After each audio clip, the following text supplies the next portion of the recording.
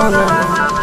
आगे तोर नहीं कसूर नहीं हमर कसूर गे दोनों के कैला का ऊपर वाला दूर गे